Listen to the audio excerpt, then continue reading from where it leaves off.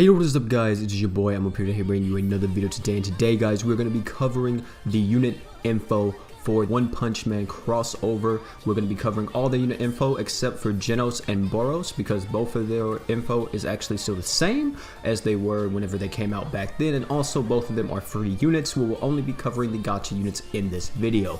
Also, I do want to say as well that we're only going to be covering the units from the crossover in this video. We will not be covering the equipment that will be in another video. If you are watching this at a later date, that video is probably already up, but if not, link will be in the description down below. I do want to say that all the information will be from the official Discord. All this stuff, all the translations and everything for the buffs and all that are from the official Discord. So thank you guys so much. Apart from that though guys, thank you all for coming out. I hope you guys enjoyed the video. Hopefully the buffs that came out for Saitama and TT were enough for you guys. Now let's talk about all of them. So we'll put up the information on screen. We'll do this for everybody, every single unit in this video. You can see right here, Saitama actually got a pretty good buff in his HP. His HP went from 6,500 to 7,200. His attack went from 2,800 to 3,000. His defense went from 2,350 to 2,500, which is really good. His slots remained unchanged: 5-star physical, 5-star defense, and 5-star defense. His skill is still 8-second cooldown, 3,200% light damage physical, 2,000 break. His normal art is 18,500% light damage physical for 20 seconds, increase own art gauge by 5 per second, 2,000 break, and then of course this unit's art gen is type B and will not stack with other type B art gen units. His true art actually did receive a major buff, which is what it needed. His true art actually went from 50,000 damage to a total of 80,000 light damage, which is actually somewhat absurd. That is really good. I don't know if this is going to be the thing that Saitama needs though for him to become meta and be one of the best light attackers, but I think he's definitely up there now. I think he probably will be the best light attacker for Mono Light. His abilities, I think all are left unchanged actually, if I'm not mistaken. Yep, all of his abilities are left unchanged. He increases his damage dealt to giant bosses by 50%, so he's a giant boss killer. He also increases defense by 50% when damage barrier is active, pretty good. Also, his last ability is he negates all stats elements except feint. When attacked while near death, he gains a damage barrier that negates 2,800 damage for 20 seconds. Ability can only be activated once every 60 seconds. So that is Saitama. Those are the buffs he's received. Tell me down below if you guys think it is enough for Saitama or it's not. You guys tell me what you think. Moving on from that, we're moving to TT. TT was also one of the original One Punch Man units that came out to Global all that long time ago, and also the JP. And this is what her buffs are. She actually got an HP buff. Her HP went from 6,150 to 6,444. Her attack buff went from 2,300 to 2,618. And then her defense went from 2,160 to 2,220. Not too big on the defense buff, but still, anything's better than nothing. Her slots are actually left unchanged, still 5-star magic, 5-star magic, and 4-star magic. Her skill was left unchanged as well: 7-second cooldown, 2,000% earth damage magic. For 8 seconds, reduce all enemies break resist by 30%, pretty good. Her normal art was actually changed. Her normal art actually no longer has a paralysis or a paralyzed proc on it.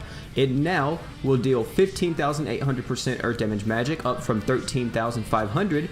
Also, she will now for 12 seconds reduce all enemies' magic resistance by 25%. Not only that, she also has 4,200 break. Now on her true art got a pretty big buff. Her true art went from 24,000% earth damage magic to 29,800% earth damage magic. Now she will paralyze the enemy, no longer meaning likely, she will always paralyze the enemy. And then for 8 seconds, she will increase all allies' break power by 50% and then 5,500 break. Her abilities are left unchanged. Her abilities are increase art gauge by 2, increase BE generation by 100% during break, increase own magic resist by 30%, and increase damage dealt by 20% during break. So that is TT. My personal opinion, I think TT got a really good buff with that. I think she's going to be used a lot more. You're going to be seeing a lot more TTs running around.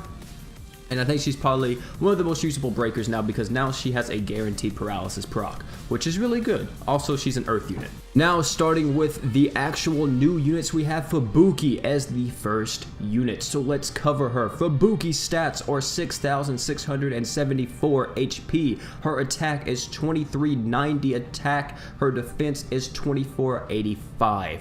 Pretty solid stats right there. Her slots are 5-star magic, 5-star magic, 4-star supports. Very solid overall. Her skill is a 9-second cooldown, 2000% water damage magic. For 5 seconds, you reduce all enemies' movement speed by 10%, 1000 break. Her normal art is 12,800% water damage magic. Randomly faints enemy. For 10 seconds, increase all allies' BE generation by 50%, 2000 break. Pretty good. Her true art is 25,000% water damage magic. For 15 seconds, increase all allies' magic damage by 70%, 2400 break.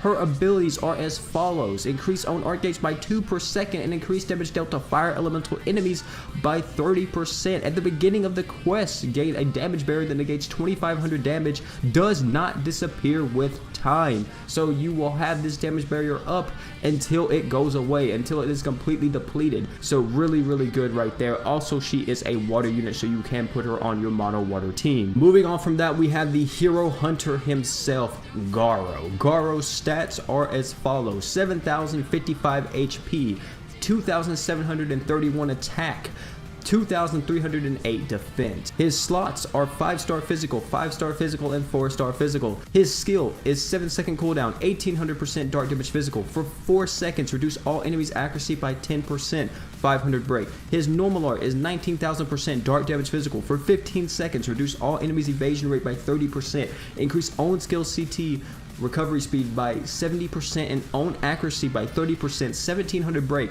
His true art is 36,000% dark damage physical, increase own art gauge by 50%, max 300%, 6 stacks, 3000 break. His abilities are as follows: for 60 seconds after the quest begins, gradually increase your own attack and defense up to 50%, increase own skill CT recovery speed by 100% when near death, and reduce own damage taken by 20% when near death. But overall though, I think the boy Garou is somewhat lackluster. His true art has a really cool mechanic to it, which I don't think we've seen yet, is that he's going to be able to increase his true art damage up to a total of 300%, which is absolute insanity. And once he gets to that stack, he will probably be one of the hardest hitting units in the game. But I do want to say that this doesn't really matter too much, especially because he has to get 6 stacks in order to get to it. He is a slow unit without any art gen. He doesn't have any innate art gen. Also, he is, like I said, a slow unit. He wants to build up his stuff. Like, he builds up his attack and defense up to 50%.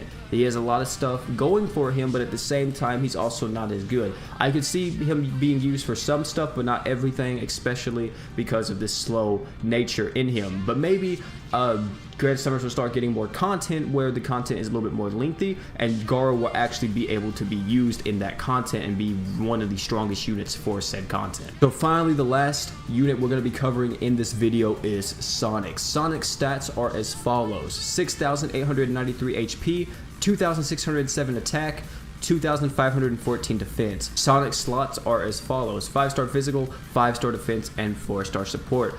Sonic's skill is 8-second cooldown, 2100% fire damage physical. For 5 seconds, reduce all enemies' defense by 20%, 400 break. Sonic's normal art is 16,000% dark damage physical. For 15 seconds, increase own physical evasion rate by 30%, and art gauge by 3 per second, 900 break. Finally, Sonic's true art will deal 35,000% dark damage physical. For 20 seconds, increase own critical rate by 100% and evasion rate by 30%, 1200 break.